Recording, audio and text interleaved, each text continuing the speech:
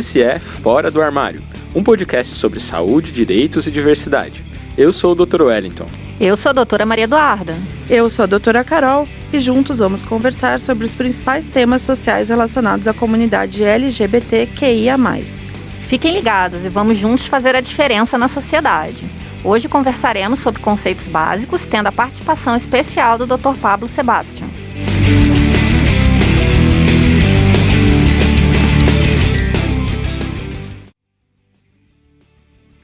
E aí, gente, tudo bem com vocês? Tudo tranquilo. Tudo bem. Então, vamos começar o nosso primeiro episódio desse projeto. Eu quero que todo mundo se sinta bem à vontade para contribuir e compartilhar todos os seus conhecimentos para quem está nos escutando, né? Antes de qualquer coisa, para a gente entender um pouquinho mais sobre o assunto, a gente precisa definir alguns conceitos, né, Maria? Sim, com certeza. E esses conceitos, às vezes, são pequenos detalhes, mas que fazem toda a diferença numa relação interpessoal. Ao mesmo tempo que é fácil a gente se confundir, é tão simples utilizarmos os termos corretos na vida, né? Não custa nada aprender um pouco mais. Então vamos com muitas palmas receber o nosso ilustre convidado de hoje, o Dr. Pablo Sebastian Velho, que é mestre em saúde e médico infectologista. E aí, Pablo, tudo bem contigo? Tudo certo, pessoal, tudo tranquilo. A gente agradece muito a tua disponibilidade para vir aqui hoje. Bem, então que tal a gente começar falando um pouquinho sobre a diferença entre sexualidade e identidade de gênero? Eu sempre tive um pouco de dificuldade de entender isso. Às vezes parece que a gente precisa desenhar mesmo para as pessoas entenderem, né? Porque se a gente fizesse um bonequinho, assim, o que a gente vai pegar? A gente vai pegar o cérebro, né, a cabeça da pessoa, como trazendo aquilo de identidade. E o que é identidade? É como a pessoa se reconhece, é como ela se identifica e como ela espera ser reconhecida pelas outras pessoas. Se a gente colocasse no peito o coraçãozinho, o coração é o gênero que a pessoa vai ter a sua afetividade. Então, o que vai ser essa afetividade? É onde a gente vai ter o nosso reconhecimento de amor, de paixão ou uma identificação próxima. Isso vai ser a nossa orientação sexual. E por fim, se a gente descesse para a genitália, então, a genitália que foi assinalada ao nascimento é o que a gente vai dizer de sexo.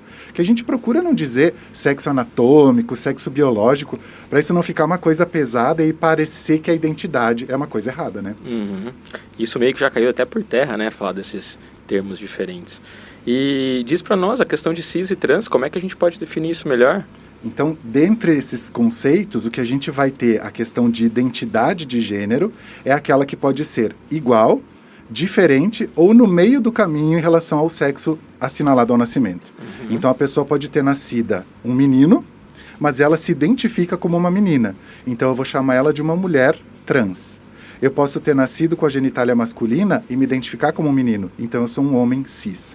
Uhum. Então, o cis e o trans, eles vão fazer essa relação. O cis, a mesma identidade do sexo ao nascimento é a minha identidade de gênero, ao passo que o trans é aquele que reconhece como contrário. Ótimo, Pablo. Ao mesmo tempo que existem esses conceitos, a gente não pode esquecer do conceito biológico da intersexualidade, que nada mais é do que pessoas que nascem com uma anatomia reprodutiva ou sexual que não se encaixa na definição típica do sexo masculino ou feminino. E que isso é importante que seja reconhecido também, né? Porque muitas vezes a genitália ao nascimento, ela não pode ser absolutamente determinada.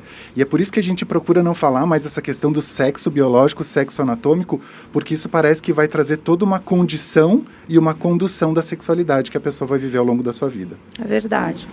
Sim, e isso é um dos fatores que podemos mostrar para as pessoas que sexualidade e gênero não são opções, mas sim é biológico, né? E uma coisa que eu queria comentar aqui também é que por muitos anos essa questão toda de diversidade, ela foi considerada até como uma doença psiquiátrica, né?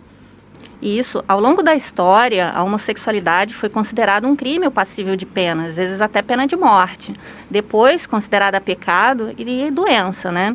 No ano de 1990, a OMS, ela retirou a homossexualidade da classificação patológica. Então, assim, falta muita tolerância com quem não é exatamente igual a gente. E não sei se a sociedade ainda consegue entender que a homossexualidade não se trata mais de uma doença. Essa é uma pergunta que fica ainda, né? Eu acho legal a gente falar também que aqui no Brasil, essa questão de ser retirado como doença, já desde 1985 ela já vem trabalhada, né? Enquanto alguns países que eles são até um pouquinho mais conservadores, só no ano de 2001 que eles começaram a querer enxergar isso de uma maneira diferente. Por exemplo, a China, né? Uma das coisas também que eu gosto de trazer é sobre a origem do termo gay. A palavra gay vem do inglês e antigamente significava alegre. A mudança desse significado para homossexual, como a gente utiliza hoje, remonta a meados de 1930 e se estabeleceu, propriamente dito, nos anos 60, como o termo preferido pelos homossexuais para se autodescreverem. A gente precisa fazer aqui um reconhecimento histórico, né, de entender que se trata de uma população que foi marginalizada ao longo do tempo. Então a gente vai falar que essa condição, e aí entendam, ela traz diversas dificuldades sociais para essa pessoa numa sociedade muito conservadora. A partir desse entendimento, ela não tem condições de estudo, condições de trabalho, e o que ela vai fazer para ganhar dinheiro? Então ela acaba sendo marginalizada por suas necessidades. Então é uma condição associada realmente à vadiagem, então é uma pessoa que não presta, né? Essa foi a condição histórica. Inclusive a gente até consegue ver que tem séries que relatam isso, documentários. Eu acho muito legal aquela série que tem até no Netflix, chama Pose, que relata bem na década de 80 ali, como foi a população trans, ela era marginalizada, na época ali que teve o surto de HIV. Então eu acho que isso é extremamente importante a gente falar. E aproveitando já esse embalo de história que a gente está, nos últimos anos algumas nomenclaturas mudaram, né? Por exemplo, o termo homossexualismo, que antes a gente escutava bastante, ele acabou deixando de ser utilizado, uma vez que esse sufixo ismo, né, ele remonta a algumas doenças, por exemplo, alcoolismo, reumatismo e outras coisas que a gente não precisa nem ficar comentando aqui. O mais adequado, então, é se dizer o termo homossexualidade. Outro termo também seria opção sexual, né, que não é o correto. Porque não é uma opção, não tem uma escolha. Nada mais é do que uma orientação biológica, uma orientação sexual, né? Que indica por quais sexos ou gêneros a pessoa sente-se atraída, seja física, romântica ou emocionalmente. E falando nisso, o que vocês pensam sobre toda essa questão de ideologia de gênero que tanto é falado na mídia? Bom, isso na verdade é um conceito inventado e bastante divulgado pelos setores ultraconservadores e fundamentalistas, sobre um pretexto velado de negar a igualdade de direitos e o respeito às pessoas LGBTQIA+, alegando que essa ideologia de gênero levaria à destruição dessa família tradicional, entre aspas, essa família baseada num conceito hétero-cisnormativo. Eu lembro até de já ter escutado que relacionado alguma coisa assim, o fim da ordem natural, como se fosse uma maneira de assustar a sociedade, gerar um pânico moral, né? Como se a diversidade procurasse um espaço para oprimir as diferentes expressões, principalmente as tradicionais, né? Que seriam as hétero-cisnormativas. É que a gente precisa entender também, cultura, historicamente, que a gente vai ter uma preservação das caixinhas, né? E tudo aquilo que sai da caixinha, que é estranho, ela vai ocupar um espaço que está sendo ocupado por outra pessoa. Então, o que a gente vai identificar dentro dos espaços públicos, em relação ao trabalho, à renda e às conquistas em políticas públicas, ela vai tomando um espaço que não é mais dela, né? E isso fica mais ainda fácil da gente entender quando a gente vai pensar nos índices de violência, né? O Brasil é o país que mais mata LGBT no mundo, né? E isso é extremamente preocupante. E chega a ser até assustador a gente pensar que em pleno século XXI, algumas pessoas ainda estão sujeitas a esse tipo de vulnerabilidade, né? Inclusive, eu não sei se vocês se lembram, mas a gente teve um caso recente na mídia, que foi aquele jovem baiano Guilherme, que em maio desse ano ele acabou sendo assassinado com pauladas, apedrejamento, e ainda por cima teve seu corpo queimado por menores de 14 e 16 anos. Eu lembro bem desse caso, El. Eu lembro também de ter visto a fala de um psicólogo na época que comentava o fato de não ser apenas homofobia, se é que se pode dizer apenas, né? Uma vez que a ideia de queimar está muito alinhada à destruição. Existe todo um ato simbólico nessa ação de querer eliminar a existência desse corpo.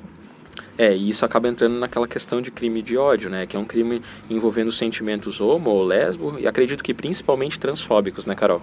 É verdade. É aqui só para comentar a questão da criminalização. Em 2019, é importante ressaltar que o STF aprovou a criminalização da homofobia. E isso é um marco super importante, né, na luta na comunidade LGBT.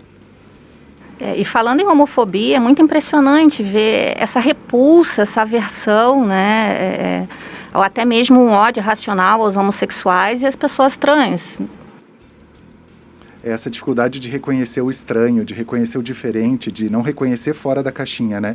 Então, tudo aquilo que foge de um padrão pré-estabelecido, culturalmente, historicamente estabelecido, causa essa estranheza e, claro, né, ela atrapalha essa regularidade, então, que a gente vive aí nessa sociedade. é meio que impossível mesmo a gente trabalhar com saúde, sociedade e não olhar para um lado político, né? Aqui só lembrando que quando a gente fala de política, a gente não está querendo julgar ou questionar qualquer posição partidária. É porque, na verdade, a gente tem um problema social, né, muito grave. E, querendo ou não, isso vai mudar de intensidade, frequência de sociedade para sociedade, principalmente quando a gente tem alguns líderes que acabam incentivando essa não coletividade, né? Sim, com certeza, mas querendo ou não, é uma visão que precisamos ter e lembrar quando trabalhamos sempre nesse assunto, né? Mas então, gente, a nossa conversa está maravilhosa, porém o nosso tempo está se esgotando. Eu queria muito agradecer a presença do Dr. Pablo por estar aqui com a gente hoje. Sua presença sempre é maravilhosa e contamos contigo nas próximas vezes. Com certeza, eu que agradeço esse convite. Para mim é sempre muito bacana poder discutir com pessoas que estão a fim de entender melhor sobre esses assuntos. Muito obrigada a todos. Eu agradeço bastante a oportunidade de estar aqui e também a participação do Dr. Pablo, que engrandeceu bastante essa nossa conversa. Até a próxima, então. E fiquem ligados, pessoal, que no próximo episódio a gente vai receber a doutora Ismaeli Linhares para conversar um pouquinho sobre as histórias e os direitos conquistados no decorrer dos anos. Valeu! Você ouviu Fora do Armário, uma iniciativa dos residentes de Medicina de Família e Comunidade da Univale.